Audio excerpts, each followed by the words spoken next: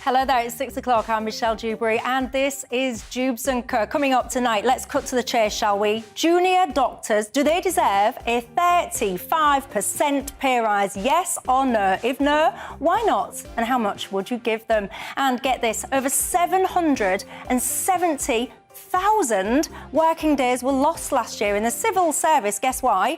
Mental health reasons. What do you think? Is this just a nation, a workforce that's just neglected, not loved? Do the government need to do more? Or are some of these people chancers, basically using mental health as the new bad back? Your thoughts, please. And in news you really do not want to hear, 19 people suspected of terrorism have crossed the channel into this country last year alone. Get them out. That's what I say. But of course, the human rights and all the rest of it says otherwise. What is the answer? Should we have special circumstances for these people? If you are suspected of terror, out. No ifs, buts or maybes. We'll have all of that to come and more. But before we get into it, let's bring ourselves up to speed with the news headlines with a legend that is Polly Middlehurst.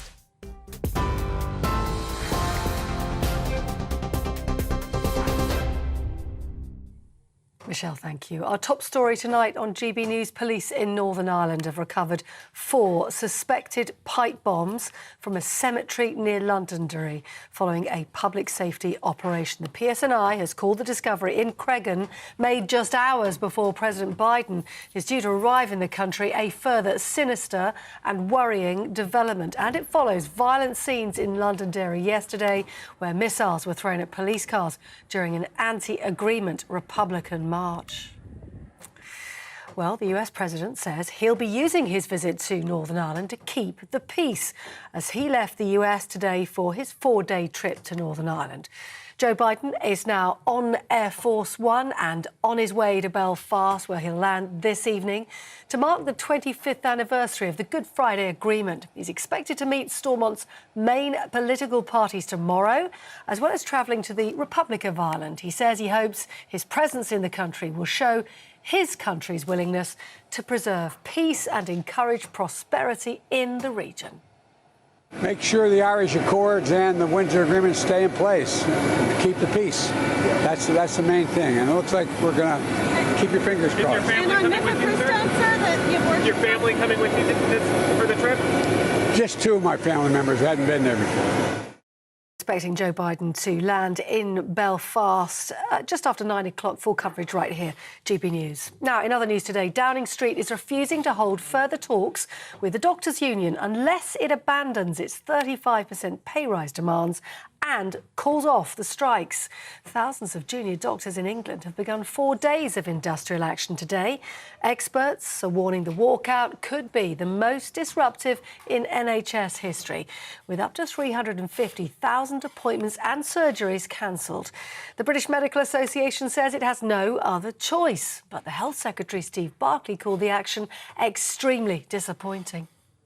We are ready to have discussions with them, but clearly a demand for 35%, over £20,000 for some junior doctors is not fair or reasonable, and that is why we've not been able to make progress so far. But we want to engage constructively. We recognise junior doctors have been under significant pressure, particularly from the pandemic, and we want to work with them to find a fair and reasonable settlement. The economy now, and the International Monetary Fund has upgraded its forecast for the UK economy, but predicts it will still underperform, dropping to the worst among G7 nations. It expects the UK economy will in fact shrink by 0.3% this year. That's an improvement of 0.5 percentage point from previous estimates. It then projects, however, it will recover by a full 1% next year. IMF chief economist says the only other economy it expects to contract is Germany, and that'll be by 0.1%.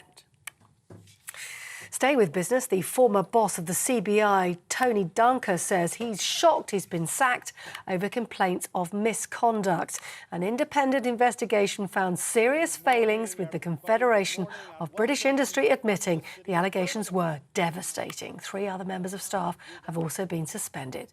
Mr. Dunker claims many of the accusations made against him have been distorted, but he says, truly sorry for his behaviour. The former CBI chief economist Rain Newton-Smith will replace him. Now, Labour has launched a new advert claiming the Prime Minister is personally responsible for the country's economic woes. The Twitter ad pushed out today says Rishi Sunak thinks it's right to raise taxes for working people while his family benefited from a tax loophole. It's the second personal attack on the Prime Minister in as many days in the run-up to May's local elections, after Labour accused him of not sending child sex abusers to prison. Both adverts have angered MPs, including within the Labour Party itself. But the Shadow Chancellor Rachel Reeves says they highlight the dire record of the Conservative government. The truth is that many serious offenders are not going to jail, and the ads that we're putting out today are a reminder that working people are paying the highest taxes in 70 years. I'm not going to make any apology for highlighting the dire record of this Conservative government and this Conservative Prime Minister. Well, in news away from home, a man who shot dead 5 of his colleagues in a bank in the US state of Kentucky bought his weapon legally just days before the attack. Louisville police have said the gunman, who's identified as 23-year-old Connor Sturgeon, was a current employee of the Old National Bank where the shooting took place. He was shot dead at the scene yesterday. Another 4 victims, including at least 1 police officer, remain in hospital. 2 are in intensive care, the investigation ongoing. And hundreds of people have gathered in the West Bank for the funeral service of a mother who was killed in a shooting attack last week. Lucy D and her 2 British-Israeli daughters, Rena and Maya, were shot in their car by a suspected Palestinian gunman. The girls, aged just 15 and 20 years old, passed away on Friday. Their mother was taken to hospital straight away in a critical condition, but she died of her injuries yesterday. Violence has surged across the region, with more than 90 Palestinians and at least 19 Israelis killed since the start of the year. Specialist divers in Lancashire have returned to the scene where Nicola Bulley's body was found. Lancashire police have confirmed they're back to the River Wye, where the mother of 2 was last seen. It's part of the coroner's investigation into her death. The 45-year-old was reported missing on the 27th of January while she was out walking her dog Willow. That's all the news from me for now. I'm back at 7 o'clock. Now let's get stuck in with Dewbs & Co.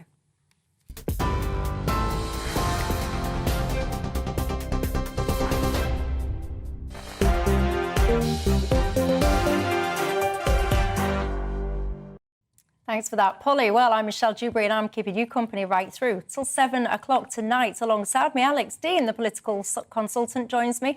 I almost called you a political sock sultan. I don't know What's what a that sock is. sultan? I don't know. I pass. I don't know either. I think I'm just making up words. Goodness, it's gone to my head. Michael Walker, alongside him too, the contributing editor at Novara Media. Welcome, gents. And welcome to you guys at home. Are you raring to go after your Easter break? Are you sitting at the screen saying, whatever, Michelle, Easter break, what's one of them? Chance would be a fine thing. Get in touch with me tonight. Lots coming your way. GBViews at gbnews.uk is the email. Or you can tweet me at GBNews. Our top story then. Good luck if you get ill over the next few days, because more than 350,000 hospital appointments and surgeries have been postponed or cancelled. Why? Well, I think you know the answer by now, don't you? That is because the junior doctors are on strike, their latest strike, by the way. Let's just cut to the chase. I think you know the details by now. The BMA, their union, wants a 35% increase and argues that there's been a 26% real-time reduction in junior doctors' pay in the last 15 years. Michael Walker, 35% pay rise. They're having a laugh, aren't they? Well, there's 2 ways of looking at it. If you say we want a 35% pay rise, that might sound unreasonable. If you say we want our pay restored to where it was in 2010, that sounds much more reasonable. In fact, you'd usually expect your wages to rise over a period of 13 years instead of decline. Now, theirs have declined very dramatically, as they say, by 25%. Now, I actually learnt the mathematics of this when I was first listening to a junior doctor on the radio. But if you reduce a wage by 25%, then to get it back to where it was, you have to increase it by 33%. So they're just arguing for pay restoration. I think the other thing to say here is clearly that's an opening offer, right? So I don't think they're going to be out on strike until the government offer them 35%. That's a starting offer. You'd expect how industrial action usually works is you have workers that get to the end of their tether, they go on strike, they put forward a starting offer, the government put forward their starting offer, and you're likely to meet somewhere in the middle. For some reason, we seem to have a government who has forgotten how industrial relations work. I'm itching to come back at Michael itching, but before I do, Alex Dean. I disagree with that, I think, not least because of the settlement that the nurses and paramedics reached. And I think most people looking at the profession in the health service, which is less well paid than the junior doctors, which reached, I'm surprised actually you're the left winger, but, you know, I'm looking at the higher paid junior doctors who are demanding 35% when the paramedics and nurses settled for a one-off payment and 5%, which I think goes to show quite how unreasonable as a starting position 35% is. The other thing about the nurses, Michelle, is that they said things like, come on, meet us halfway, or we're willing to suspend our strike action without an agreement in place yet to get talks underway. There's been none of that from the BMA. And it seems to me beyond that, which is quite remarkable, this is a strike designed, despite the oath, ironically, that they take to do no harm, to do maximum damage straight after the bank holiday, with some 350,000 operations estimated to be postponed. So, to me, Michelle, they are, notwithstanding the points Michael makes, completely in the wrong. Yeah, right. So I want to pick up on this pay restoration thing. That's the first point, because I understand that this 35%, that's what it's based on. I get it. But you say 2010 going back. I thought it was 2008 we're going back. But irrespective, anyone that's joined the profession, because these guys take about 10 years or whatever it is to train, they wouldn't even have been in that role back in 2008. And if they were in that role in 2008, they're doing something quite wrong if they're still junior doctors and haven't finished their training. So if you've accepted your job, you've gone into a profession knowing the wage as it stood at the point that you entered it, you've accepted that terms and condition. Well, junior doctor is everyone other than consultant, so you can be a junior doctor for 10, 15 years. It's not unusual for that to happen. So it's not just those sort of 2 years after you graduate from university. So, I mean, I think half the medical workforce in the NHS are junior doctors, so they're the vast majority of doctors. Why would a doctor that's joined the NHS, OK, let's meet somewhere in the middle and say, right, if you've joined the NHS since 2010, you've done so knowing the salary. So how are you then in a position to campaign and to down tools and say, I won't work unless you restore the pay that I accepted to beyond the point that I even joined the team? Well, no, because I don't agree with that either. Well, it didn't go down by 33% in 2008 or 2010 and then stay there. It's been gradually eroded over time. And I think what this strike is to say is we've had enough. So I don't agree with me. I do disagree with you because it is perfectly possible for somebody to enter a workplace, especially when it involves an element of vocation, which cuts both ways here, right? But if you're working as a junior doctor, you're not going to suddenly go off and work in a different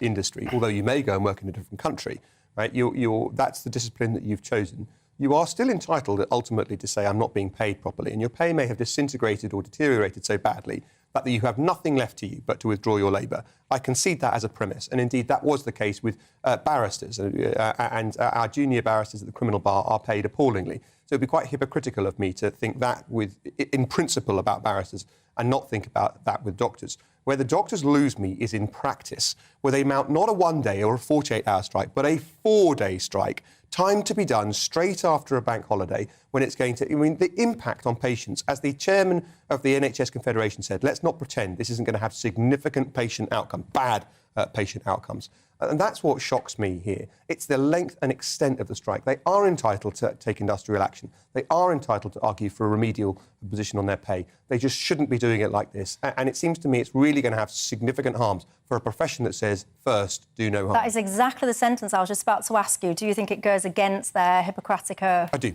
Do you think it goes against that? No, and the reason I think that, and actually the reason I'm especially sympathetic to doctors, and it's not just about pay, doctors, nurses, everyone who works in the NHS, everyone who works in social care, is I think not only have this group of workers been asked to take a pay cut over a period of 13 or 15 years, but also they have gone through an enormously difficult time. So I think I was almost naive enough to think when we were in the height of the pandemic, that when we were clapping for carers and NHS workers every Thursday, that we were almost forming a new social contract where we sort of agreed that actually paying these people who we consider essential workers properly is something which is worth doing.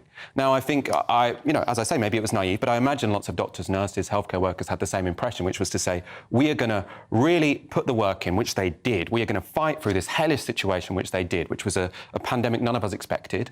And they thought that when they came out of it, they would be appreciated. But no, they've been told you've had the most two difficult years of your life, and now you're going to have to accept a pay cut. You're looking at it down the wrong end of the telescope, because do you know who else worked that hard? Is nurses and paramedics who just accepted a one-off payment. They actually haven't accepted it yet. Well, OK. Because they haven't, and there are actually lots of nurses who are upset about this, so I'm not sure that... their action. OK, even if it doesn't wind up at being 5%, which I imagine it will, it's going to be 6 or 7, it's not going to be 35. Where do the doctors get the gall to demand that kind of uplift as compared to their fellow workers? That's at the real risk of patient harm. That's what exercises me about this. One of the challenges I've had with all of this, because like anyone I respect doctors, I've needed the NHS myself, and I support the institution as a concept, although I'll probably make some big serious reforms to it. But I just sit there and I think I've seen their PR. So like when they're doing this Pret-a-Manger campaign and they're saying to people, you know, a coffee maker earns more than a doctor, is nonsense. That's not true. That is a real twisting of statistics in order... And by the way, I think it's quite rude, actually, to a barista. But so for me, they've lost me along the way with their messaging. Yeah, I mean, I think that ad was probably misplaced. But I think, again, to go back to where I was talking about this do no harm argument, I think they have this sort of concept like moral harm in the NHS, doctors and nurses, where not only are you going to work and you feel like you're not getting paid enough, and, you know, people are really struggling. You might think that they are, not the poorest people in society, they are, but if you're getting £14 an hour, you are struggling, especially if you're living in a city at the moment and rents are going up. Now, not only do you feel like you're undervalued when it comes to your paycheck, but you go to work, it is a vocation, you love what you do, but you feel like you can't do your job to the level it should be done. You know, you are seeing that you are not dealing with your patients in the way you want to deal with them because the NHS is so stressed. Now, in December, before any junior doctors were on strike, 93 minutes is how long it took for an ambulance, on average, to get to someone who had just had a stroke. It should be 18 minutes. You had 50,000 people in that month waiting over 12 hours in A&E. Now, that's problematic for the patients. That will cost a lot of lives. Yeah. But it's also problematic for the doctors, the nurses, the ambulance drivers, the healthcare assistants, who can see that they're going home at the end of the day, not thinking, I've done a good job and I've helped people, thinking, I could not help people to the degree that I would like to have done. To a significant extent, that is due to sickness within the NHS itself and, many NHS staff would argue, misallocation and shortage of resources. Now, those things may be true, but it's different from deliberately withdrawing your labour and seeing the outcomes to the patients that you're talking about. So this morning I was listening to one of the leaders of this strike action being interviewed by a rival news service of yours, who was asked that same question about first do no harm, and was offered the example of a patient that had been interviewed on that news broadcast, who was saying that their operation had been cancelled. They'd gone through months of waiting for it, really anxious about it. And in the end, that representative of the strikers basically said, oh, well, the industry won't be happy. We won't be happy until we get this kind of 35% uplift. And it was the opposite of the sensification we've been led to expect. And if Michael's asking us how we've gone from clapping to carers to where we are today, you lose that public support very quickly. That's very disingenuous, though, because it wasn't the case that we were going to give nurses and doctors pay restoration until they went on strike, right? And strike is a last resort. Again, I know lots of doctors, nurses, healthcare assistants. None of these people want to do harm. They've gone into this profession because they want to help people. So I don't think anyone is taking this decision in any way lightly. But they think they've had enough. And they see that the NHS is crumbling around them. And there were lots and lots of operations that were cancelled before this strike. So, yes, it's incredibly unfortunate. If your operation was cancelled this week, that's really going to be difficult for you. It's going to be heartbreaking. But if it was cancelled 2 months ago, that's also going to be heartbreaking. Your answer is, oh, well. No, my answer is the ends might justify the means. And if the ends is you have an NHS where workers are feeling like they are properly valued, where they're not encouraged to go move to America and Australia where they might get a higher wage, then that might be worth the pain of this 4 days to get to an outcome where the NHS is in the long term on a more sustainable footing. Those are policy views which you and I, not being doctors, are perfectly entitled. We may disagree about them, but we're entitled to take views on and express them in the way that you have. You're not if you're a doctor whose duty is to the patient in front of you. If you are treating the assassin of Abraham Lincoln, your duty isn't to the wider notion of the state and whether or not you should assist them to get away. You treat the broken leg. Now, because you're a doctor, and your responsibility is the individual patient, not to pontificate about broader... This isn't pontification. This is where they work every day. This is where they work every day. So they can see the NHS crumbling around for these 4 specific days when they're on strike, which you admit at the start of this conversation is a legitimate thing for workers to do. Can I ask a quick question? How would you fund all this? How would you fund all this? I would tax the rich a little bit more. Who's the rich? Who's the rich? People on over 80k. So I think you could raise a lot of money by taxing people over 80k. I think there are lots of people who are accruing a lot of wealth, especially actually over the COVID-19 pandemic. House prices went up. So you'd be taxing people like the consultants a lot more money to pay for the junior doctors, or I think actually if you've got some of the top-end junior doctors, when you add all of their, their unsavoury hours, their perks and bonuses, you'd be taxing them more. Yeah, that's sort of the social democratic vision of society, which is to say you properly fund public services and you do it by higher taxes, which are progressive. So they'll be disproportionately on the wealthy, and that will include some public sector workers like consultants. It will also include bankers. It will also include... The wealthy already pay a huge amount to the state. That's because they have lots of the income and the wealth already. I mean, it's not a radical concept to say we should progressively tax the public so that we can properly fund public services. We already tax the top 1%, 28%. I mean, 28% of our tax take comes from the top 1%. How much more progressive do you want to be before people start leaving? And what about the argument, actually, that the wealthier people are, the more likely they're going to have private healthcare, so the less of a drain and the less usage they're going to put on the very service that you want them to pay more towards? Well, I think that's probably going to crumble into insignificance in terms of the amount that they might not be paying because they go to private healthcare. It's also important to note private healthcare tends to be for sort of easy routine operations. Anyone who goes for open heart surgery is going to be using the NHS. So the really expensive treatment you are always going to get from the NHS. Doesn't sound very fair to me. Folks at home, you tell me, does that sound very fair to you? Anyone, those pesky, wealthy people that are earning over 80 grand, dig into their pockets to fund the 35% pay rises to the doctors. It won't stop there, by the way, because if you give the doctors 35% pay restoration, what do you think is going to happen next year or the year after when everyone looks around and goes, hang on a second, those guys got 35%. This time, we're going to go on strike because we want our pay backdated and restored. You guys are coming up with some creative solutions as to what you would do, and I'm going to have some of your responses in just a couple of minutes. But I want to stick with a theme for my next topic, if you will indulge me, because civil servants, right, get this, they are apparently so stressed that they have needed to take over 700,000 days of sick leave just in the last year. Really? Your thoughts? See you in 2.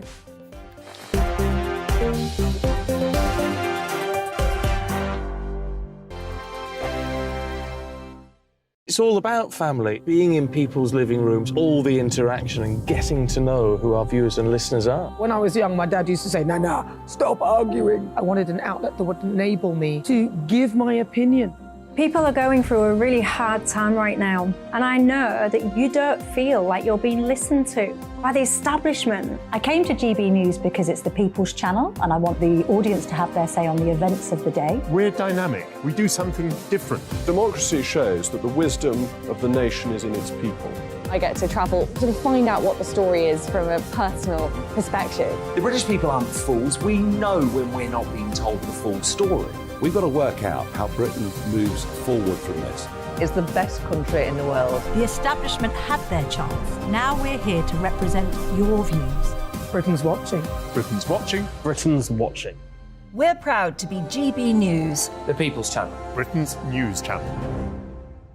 Hello, I'm Michelle Dewbs, and you can join me every weekday 6 till 7 on Dewbs and Co. You're an inspiration to us all. Click that bit up. Well, you are. That's my ringtone. My political ambitions are, those days are gone, I can tell you. She's only teasing. Go on. He's probably going to want to lay down now. I'll give him 2 minutes to have one. Let's respectfully disagree. That's what we like. Absolutely. On Dewbs and Co. Come and join us. GB News, the People's Channel.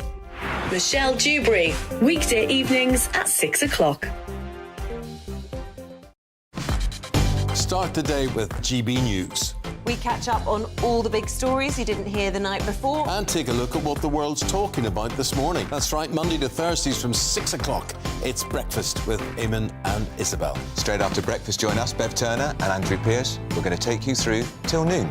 We'll be tackling the big topics of the day, including the things that the other channels just won't talk about. If it's happening here. Wake up to mornings on GB News, the People's Channel. Britain's news channel.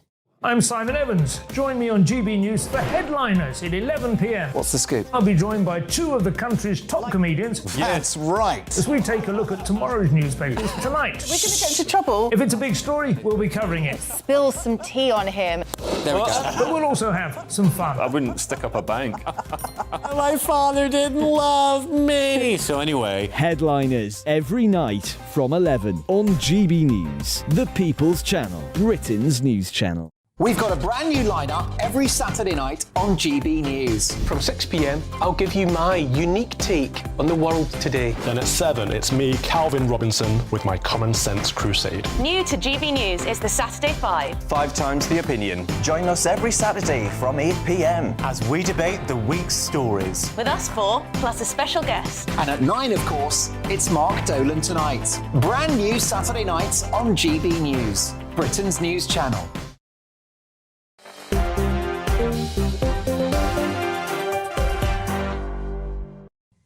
Hello guys, Alex Dean keeps me company tonight, the political consultant, and Michael Walker, contributing editor at Novara Media. You are all very welcome tonight. We've just been debating junior doctors and whether or not they should get a whopping 35% pay rise.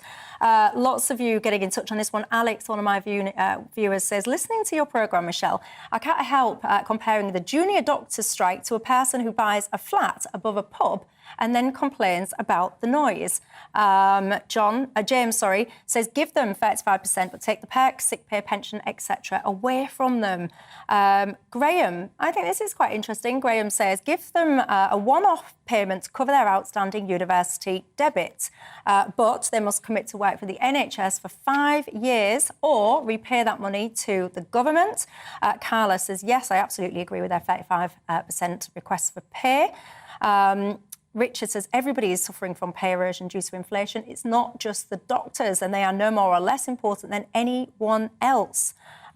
Give them a decent pay award, says Stuart, but make it conditional on staying in the NHS. Peter says, what happened to the Hippocratic oath? That's exactly the point we were talking about. And this is an interesting one as well. Phil says, poor doctors. Next, they'll be telling us they have to use food banks. Well, I'll leave that with you to ponder. Let's move on, shall we? Whitehall civil servants took, get this, more than 770,000 days of sick leave last year because they were stressed and had other mental health problems. I mean, this figure is 38% higher, Alex Dean, than it was last year. And the Labour Party says that differential demonstrates a mental health crisis at the heart of Whitehall. Well, that's one interpretation. There is another one. If I think about the rates of stress in, say, our armed forces or the fire service, which I think, with no offence to civil servants, are unambiguously more stressful roles than the civil service, which are far lower than this, and certainly have seen no such increase. You may wonder at the increase in sickness and mental health coming at just the time people were being expected to come back to work after the work from home time during coronavirus. Your fellow presenter, Jacob Rees-Mogg, took an awful lot of stick for suggesting that civil servants were reluctant to put in a day's work for a day's pay in the post-coronavirus environment. Didn't he take a picture of the empty desk took a picture of an empty office. I dare say there will be many people looking at these statistics and saying, you may have had a point.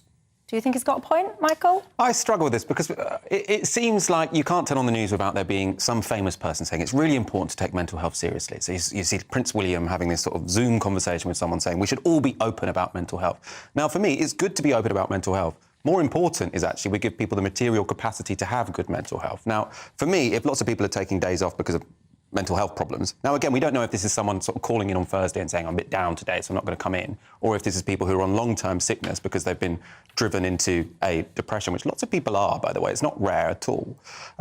So I think we're coming at this the wrong way around. I think we should say, look, if this many people are taking sick days off because of mental health, do we really think there's been a 38% increase in sort of people's laziness? I think that seems pretty implausible to me. So to me, it seems much more likely that you've got people who are under much more undue stress than they were in the past. Now, that might have a lot to do with the cost of living crisis. Do you think it might have anything to do with having a policy where you get 6 months of full pay, sick pay?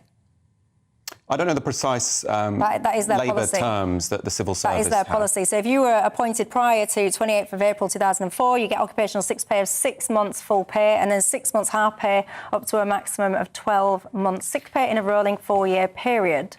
Just, Michelle, it's off topic but relevant. You've cited a comparison with somebody who was working in 2004. Our discussion before the break about junior doctors and their comparison with their What's wages. 2004? You said if you started working before 2004. No, 2014. So if you were appointed prior to 2014, then that's your policy. If you was entitled after that, during your first year of service, you get a month full pay and a month half. The second year, 2 months full pay. Third year, 3 months full pay, and so on and so forth. Sure. Point what I was going to make was you don't have to go back that long to remember that our junior doctors were being beasted. It was one of the reasons we opted out of the Working Time Directive when we were members of the European Union. They were working really hard. And if I were a doctor or indeed a civil servant, I wouldn't want to hark back to that kind of working condition and say, I want my pay to be uplifted back to what it was back then, because they were working far more hours for pay than they are now. Yeah, see, I take depression and things like that seriously. I really do. But in business, I also had to manage someone. One of my direct employees said that she had depression. And as a manager, I found it really challenging because she just wouldn't come in to work, just wouldn't come in, wouldn't call, say that she wasn't coming in, just wouldn't turn up. And then a few days later, she would re-emerge and go, right, OK, yeah, I feel better now. And I really struggled with how you manage that because you've got workloads, you've got objectives, you've got outcomes and all the rest of it. So it's kind of... I don't know, as a manager, as a leader of a team, etc., it's a very tricky thing to manage. And it's also, on the flip side, a very tricky thing to prove because you can go to a doctor, fill in a questionnaire about how overwhelmed and anxious you feel or whatever, and there, boom, that's your sick note. Yeah, I mean, it is difficult to prove, but I think, again, we can come at this from the other end. Now one way we can deal with this is to say, everyone, stiff upper lip. If you're feeling down, just come into work anyway. Now, potentially that would bring some people back to work. It might also have some downsides because actually I think telling people, don't pay attention to your mental health needs is probably not without negative consequences. The other way we can look at this is currently our country deals with mental health problems appallingly. So if you... I know that you've talked about this before. I don't want to speak to your experiences, but friends of mine who have suffered from deep depressions, which I don't need, proof that they are deep depressions. Yeah. When they try and get help from the NHS, you get put on the longest possible waiting list to see any kind of counsellor. So the idea that we are sort of giving people the support they need to feel well enough to go to work, I feel like that would probably be the low-hanging fruit we should try and do before we start telling people that, oh, you can't have paid sick leave if you're coming down with a depression. I don't think this country treats mental health issues appallingly. Well, neither do I, not least because it turns out in the civil service, what you've got to do is say a few magic words and you can bunk off for some time with cost-free. But that's not a good way of dealing with mental health. So a good way of dealing with mental health is you have access to counsellors in a short space of time, right? That's not the case under the NHS. You have to wait a very long time, then you get about 10 sessions, then you get kicked off. I think if we were a society that dealt properly with mental health, then you'd have those waiting lists being much shorter. Yeah, more rigorously. I don't think saying if you feel sick, have a day off work, that's not a society that's particularly serious about mental health. It's a reasonable point. Yeah, and I do think also for some mental health issues, the worst thing you can do is stay in bed. One of the best things you can do is get up, get showered, get out the door and busy and distract your mind in some cases. Anyway, I'm sure you won't be backwards and coming forwards and telling me what you think. gbviews@gbnews.uk is how you can reach me. Don't go anywhere. I'll be back in 2 minutes when I want to talk to you about something that really did concern me, and it was this. Hang on, let me see if I can get this without falling off my chair. Look, if you're listening, not watching, you don't know what I'm doing. I'm holding up the Daily Mail's headline, 19 terror suspects among Channel arrivals. You what? See you in 2.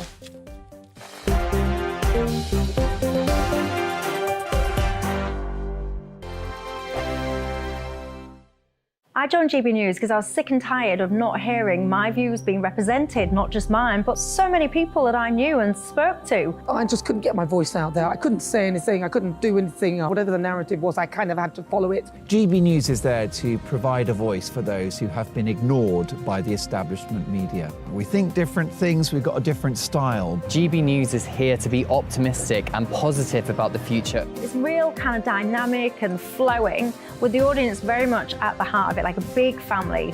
Here at GB News, we talk about the things that matter to you. Hearing the voices from right across our towns and cities. especially our towns. All sides of the argument represented with a heavy dose of opinion. We're on a mission here to make a difference. And the GB News family really is here for you, and whatever time of day you can watch or listen. Britain's watching. Britain's watching. We're proud to be GB News, The People's Channel. Britain's news channel. Westminster is going around in ever-decreasing circles, followed by the media. Britain is broken. How on earth did we get into this mess? But more importantly, how do we get out of it? Join me at 7 p.m, Mondays to Thursdays on Farage, here on GB News. We will have open, rational debate. We've got to work out how Britain moves forward from this. Join us here on GB News, the People's Channel. Britain is watching. You've probably seen politicians interviewed 1,000 times, but we do it differently. We find out who they really are, we don't shout, we chat, and hopefully we bring a bit of light, not just heat. Did you know Kate Moss? Apparently. Do you have a pair of jeans or a pair of jeans? No, of course I don't. What would I do with them? My friends are like, oh my God, what's she doing now? Join me every Sunday at 6 for Gloria Meets, only on GB News, the People's Channel, Britain's news channel. I'm Jacob Rees-Mogg, the Member of Parliament for North East Somerset and a former government minister. For years, I've walked the corridors of power in both Westminster and the City of London. I campaigned in the largest democratic vote in our island story. I know this country has so much to be proud of. We need to have the arguments, the discussions on how we make it better. The wisdom of the nation is in its people. Vox Populi, Vox Dei. That's why I'm joining the People's Channel. Join me Monday to Thursday at 8 p.m. on GB News, Britain's news channel. I'm Mark White. As GB News Home and Security Editor, I cover those key issues that are so important to you. Our authorities, our communities doing all they can to combat violent crime. With the public services under unbearable strain, why are we still failing to control our borders? Defence, the first priority of any government, has been continually hollowed out. Can we trust our politicians to protect the armed forces? Join me, Mark White, on GB News.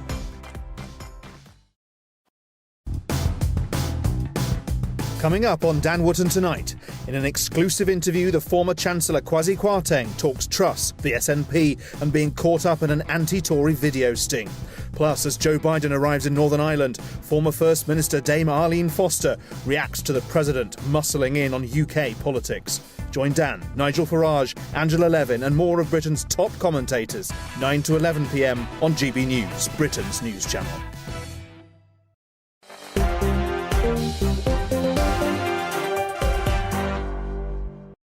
Hi there, I'm Michelle Dewbs, keeping you company until 7 o'clock tonight. Alongside me, Alex Dean, the political consultant, and Michael Walker, contributing editor at Novara Media. Arnold says, Michelle, my nan is done with you. She's not going to watch your programme anymore. She says that CAMS, that's the young adults, the children's mental health thing. She says that's good, but once you're an adult, it's shockingly bad to get help. So that's Arnold's nan disagreeing with me when I said, actually, I didn't think the country was really that bad when it comes to taking care of mental health. Mental health issues, rubbish, says Mike. They're hardly ever going to work, these civil servants. Well, someone else, Dawn, is saying, is this just them quiet quitting in a programme that is designed to bring down the Tories? I was just talking then, if you missed that last segment, it's all about the amount of sick days that civil servants have off. Nigel says, we always email in, as you ask, and tell us what you think, but if our emails don't suit your narrative, Michelle, you never read our comments. He says, for example, I've asked you frequently, what do you earn, Michelle? Only then can we establish your criteria for saying that doctors are paid enough. I'll read any emails out, Nigel, but what I earn is none of your business, not least because you don't pay my wages. I am not funded by the taxpayer. So there you go. Right, let's pick up a story, shall we, that really did concern me. 19 suspected terrorists have arrived in Britain via small boats crossing the Channel. These 19 guys have been linked with groups including ISIS. Illegally, of course, they've crossed from North France. Of course, you guessed it, they've put asylum claims in here, and you probably guessed the next part as well. They can't be deported due to human rights laws. I do want to take a moment to reflect because in 2015, a very wise woman raised this alarm. Listen. Genuine refugees that have got an imminent risk to their life, we need to do everything that we can to treat them with dignity, respect, and make sure that those people, those families are safe. I completely support that. However, back in February, we were sitting on this chair, and ISIS very clearly said, we're going to send 500,000 ISIS soldiers to Europe. We're going to send them in boats. We're going to get them over to Italy. You're not going to know what's hit you. We're going to have all of our soldiers. They're going to be disguised as refugees. At the time, we all felt, yeah, a bit far-fetched, whatever. Fast forward to September, we have so many thousands of people. We do not know who they are. And one thing that concerns me is, yes, there's a couple of kids, and yes, there's some women, but on the whole, these are strapping young men. We don't know who they are, and we need to be very, very careful that the people that we're letting into Europe are genuine refugees and not people that want to cause us harm, because trust me, if we all of a sudden find ourselves with hundreds of thousands of ISIS soldiers that we've taken in and given shelter and warmth and love and all the rest of it to, we're going to have a huge problem on our hands. Hey, she's a wise woman, she is, isn't she? That was me back in 2015, and you might have noticed that was Eamon and Isabel then. Now here. How life moves in mysterious ways. They are, of course, here. Anyway, I highlight that I got so much abuse and hassle for saying that back in 2015. I was called, of course, racist, xenophobic, you name it. And fast forward, here we are now, and we're in the exact situation that I was trying to highlight, which is you've got people suspected of terrorism in this country that we know about, and we're struggling to be able to deport them. You were right then, and you were right now. Oh, thanks, Alex. Can we clip that up, please? And you haven't changed a bit. Hey, my hair was great on there. I was looking at it going, oh, anyway, carry on. Part of the difficulty that our authorities face is apparently that much of the material that means that these individuals are suspected of terrorism cannot be used in court proceedings against them for immigration purposes.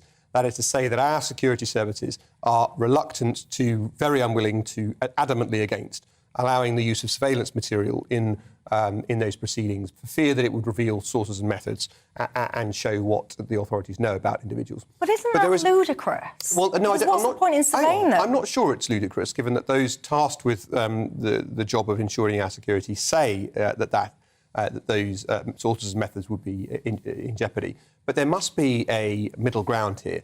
And it seems to me, we're talking about 20 cases, right? It seems to me... Well, that we know of. But that's the point. How do you deal with the ones you know of? Because at the moment, those individuals are in the country like any other asylum seeker or would-be refugee.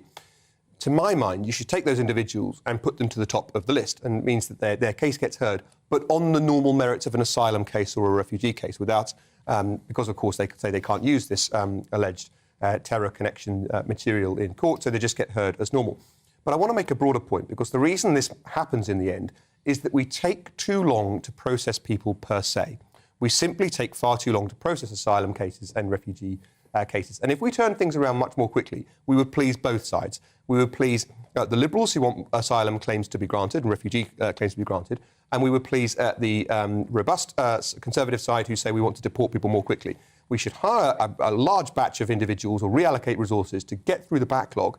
And, just in case I haven't offended everyone in the course of this short point, I would allow individuals in these circumstances to work whilst they're waiting for their outcomes. So just so I'm clear... They're just sitting at our expense, rather than being able to work and pay tax, by the way, if they were able to do that. Just so I'm clear, so you wouldn't have a special... So you want these people to be treated the same as everyone else within the confines of the asylum system. You wouldn't have a special criteria for, right, you are a suspected terrorist or you're a member of a terrorist organisation. There's a special criteria that applies to you, out. No, because I believe in the rule of law, and if the state isn't willing or able to produce any evidence to that assertion, I'm not allowing the state to simply say otherwise, Michelle. And those protections are in place for all of us, because if you don't stand up for the individual against whom the case looks bad, in the end, when the state comes and says, Michelle Dewbs, you are a terrorist, and that is all that's required to banish you from the kingdom, you will have no rights as well. I disagree with you, but I'm conscious I want to bring Michael in, so I'll come back. Michael, your thoughts? Well, I actually agree with a lot of what Alex has said there. I mean, I do think that they should be speeding up the asylum claims. This ground to a halt. I think that's not so much because of the allocation of resources, but because the resources in total have fallen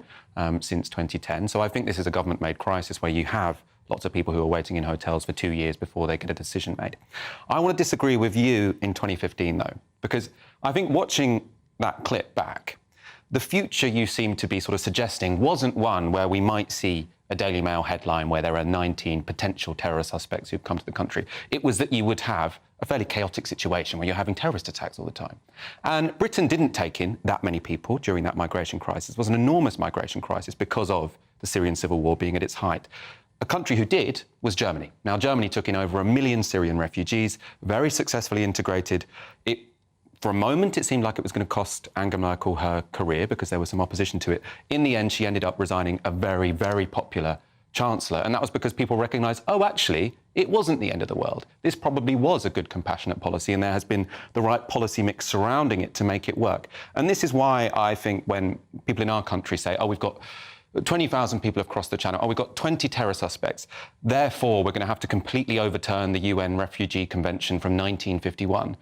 It comes across to me as a little bit pathetic. You know, we have a country, a neighbouring country, very similar to our own, who said, look, there is a humanitarian emergency. We are going to put our wits together. We're going to amass some resources. And what we're going to do is successfully integrate 1 million Syrian refugees, a very compassionate policy which worked. In this country, for some reason, people in their tens of thousands arrive here and suddenly we think, oh, we've got to completely transform refugee law. You think my point was pathetic? Just so I'm clear. I think Britain's policy towards refugees and the sort of moral panic we're having over a few tens of thousands of people arriving here, compared to what other countries have managed to do successfully, is pathetic. That is the most metropolitan left-wing thing you've said all night, because if you were living in Boston or somewhere, one of these places, or indeed, if you were living in one of the coastal towns where it used to be that there were faded Victorian hotels with not much custom, which are now full of people who've been housed there for some months, you might take a very different perspective. And the point is, precisely the same different perspective is taken in Germany, where that dream of social cohesion you've just asserted is the case was far from reality. You put next to a small German town, you put another small town of refugees. No, right, well, that is the point I'm going to take a break on. No, you're absolutely going to have an opportunity to respond, worry not, and I'm going to respond as well.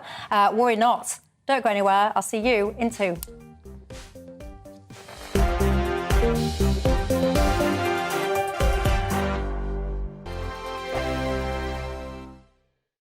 Monday to Thursday nights on GB News. At 6, it's Dewbs & Co. 7 o'clock, Farage. At 8, join Jacob Rees-Mogg. And at 9, Dan Wootton Tonight, followed by headliners. On TV, radio and online. This is GB News. First and foremost, I'm a GB News fan, and I was before I was working here. Just love the fact that we're asking the questions that a lot of establishment media won't ask. With a bit of a twist, we not only want to inform you, but we want to keep you entertained. It's worth the drive because you get in and the team's all ready and waiting, they're itching to go, and it's a proper little family. GB News is the People's Channel. It's the audience that makes the programme sing. We're giving our viewers and our listeners a voice. I see the thousands of your letters, tweets, emails, you name it, coming in. Britain is broken. How on earth did we get into this mess? But more importantly, how do we get out of it? The establishment had their chance. Now we're here to represent you. It's time for something different. It's time for GB News. I'm very patriotic. I believe in Britain. Our best days lie ahead. Britain's watching. Britain's watching. Join us here on GB News. The People's Channel. Britain's news channel.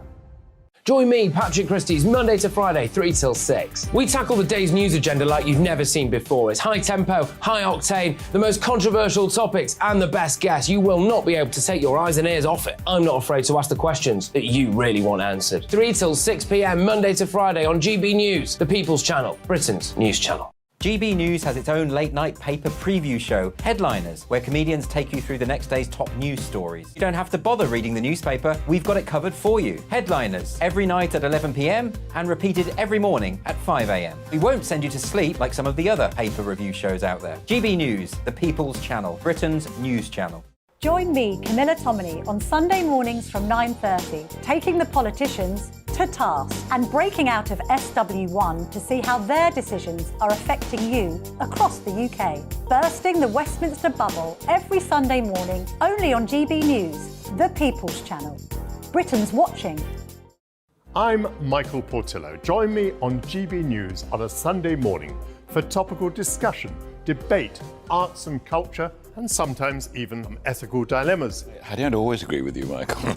Michael Portillo, Sundays on GB News, the People's Channel, Britain's news channel. I'm Andrew Doyle. Join me at 7 o'clock every Sunday night for Free Speech Nation, the show where I tackle the week's biggest stories in politics and current affairs with the help of my 2 comedian panellists and a variety of special guests. Free Speech Nation, Sunday nights from 7 on GB News, the People's Channel, Britain's news channel.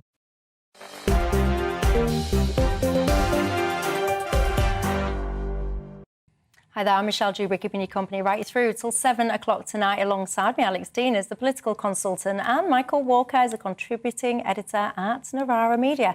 I am supposed to be moving on, talking about the Dalai Lama and the weirdness there when it comes to tongue-sucking or whatever it was, odd. But before I do that, I do just want to return, if I may, to the conversation that we were just having about these 19 suspected terrorists having crossed the channel. Michael basically saying, you know, really, I was referring to me in 2015 saying that ISIS had promised to send all these people over. You were saying it's a bit pathetic, really, everyone getting up in arms at all this and all that and all the other.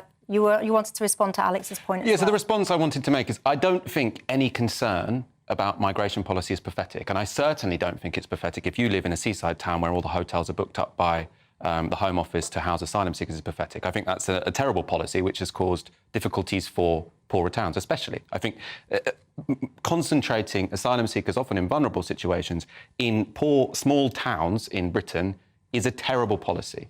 But that, to me, is a product of government failure. It's not a product of the number of refugees that are coming here, because proportionally to the rest of Europe, and especially if we look to countries such as Lebanon or many countries in Africa, the amount of refugees we're dealing with is very, very small. And the fact that we as a society have been unable to deal with that, that's what I think is pathetic. How is the size of our country compared to some of these? No, Michael expresses that point very reasonably. In some of the countries you're talking about are far smaller than us and have more asylum seekers than refugees. So that is the case.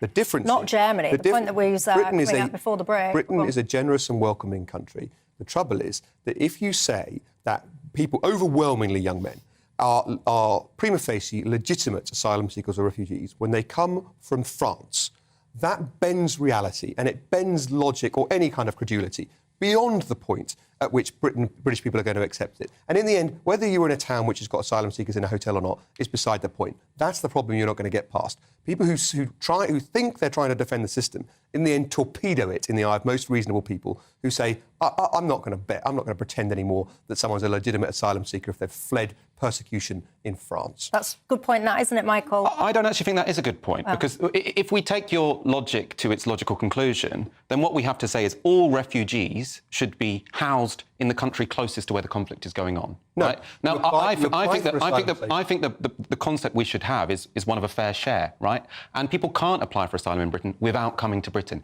If there was some sort of central European asylum system where you apply and you get allocated somewhere, fine, don't cross the channel. But if we have a system whereby the only way you can apply for asylum in Britain, often the people have family connections, then you are going to get people crossing the channel. And for me, establishing more open routes is a completely reasonable point. But people move between desperation and preference all the time. Someone wanting to come here because they've got family here is nothing to do with being desperate. They want a better way of life, and I understand that. Many people would, but it's nothing to do with asylum status. So there are lots of people who will have left the country they wanted to live in because there was a civil war. We can imagine this ourselves. Imagine a civil war broke out here. We would leave the country. What do you mean, like Albania? Well, Albania is a somewhat different... I mean, I think it seems like much fewer Albanians are coming across now because they signed this deal. It's still the case that the majority of people crossing the channel are from Afghanistan, Iraq, many countries where we know it's very difficult to live for many people, and we know there are human rights abuses going on, which is why lots of people's asylum claims succeed, right? This isn't just people coming here for a holiday. And if you have fled a civil war or you've fled persecution, I think you have every right to say, I have a right to asylum. Look, I'm a legitimate refugee. I'm going to claim my refugee status where I think I can build a successful life for myself. I mean, I really agreed with you before saying these people should be able to work while they're working. But that's where we disagree, is with what you call pathetic, because I don't think that it is prima facie pathetic to think that somebody who crosses many safe nations and you're paying as people smugglers along the way in a vast network of criminality, that is something I wouldn't permit. And if you come to us in the end via those routes, you're not going to be a legitimate... Why should France take more refugees than we do? Because at the moment they do. Why not? Ultimately, I'm willing to take more. I feel like as a rich, wealthy country, as part of the global community, we should be stepping up and saying, look, we're a strong, decent country. We're not racist people. We can welcome just as many people proportionately as France and Germany. But for some reason, but there is no queue to jump because there's no other way to get here. So it seems to me a little bit disingenuous to say these people have jumped the queue when there is literally no other way that they could possibly apply for asylum here. This subject will rumble on and on. I've got to say I disagree with the pair of you when it comes to saying that you don't think you should have special circumstances for people that have been suspected terrorists. I absolutely think that you should. You don't have to make your evidence and all the rest of it public. But for me personally, I definitely want to see. Yeah, I would just boot them out. See, that's where you actually, yeah, I would. Don't believe in the rule of law. Well, no, what I believe in is the human rights of the people that live in this country and prioritising those human rights over the human rights of some fella that is a terrorist in a terrorist organisation in another country. I want to keep these people safe. But guess what? That is all we've got time for. I suspect that this conversation will rumble on and on, so I'll leave you to ponder your thoughts. Gents, thank you very much for your time. Thank you. At home, have a good night, and I'll see you tomorrow. Hello there, good evening. I'm Jonathan Vautry here with your latest weather update from the Met Office. Has turned into quite a soggy end to Tuesday for many of us, and low pressure is going to stay with us over the next few days. It's been bringing these weather fronts into western areas of the UK, and they're slowly pushing their way eastwards as we head throughout the rest of this evening and overnight, bringing rain to much of eastern England and up into Scotland. Some heavier bursts possible, particularly across Dumfries and Galloway. Gales across eastern coastal areas of Scotland, and the rain will be falling as snow over the Grampians as well. Some clearer spells developing for England and Wales later on in the night, but that will allow temperatures to drop off down into those mid-low single figures. So quite a chilly start to Wednesday morning. Again, some showers in the west, potential for some snow over the Pennines and higher ground of Erie as well. We then get this second pulse of rain moving back into Northern Ireland, Wales, southwest England throughout Wednesday. That will be accompanied by further strong winds, the risk of gales, severe along coastlines, 60-mile-an-hour gusts possible. So do take care because there could be some travel disruption and large waves. Temperatures quite disappointing, ranging between 9-10 degrees Celsius, but probably feeling closer to 2 or 4 degrees when you are exposed to that wind. Showers continuing, particularly across the northern half of the UK throughout Wednesday night, generally easing off a bit more across Wales, central southern areas of England. But again, those clear spells will allow temperatures to drop off once again and feeling quite chilly. Into Thursday daytime, the winds will be easing off now across southern areas of the UK, helping it to just feel that slightly bit better compared to Wednesday, but actually quite blustery still across Northern Ireland and northern areas of England. It's remaining unsettled then as we move throughout Thursday and Friday, with another area of low pressure possibly pushing into southern areas of the UK. Potential, though, that things dry up as we head into the weekend, but there's still always the chance that we see further rain in the north and west. Otherwise, bye-bye.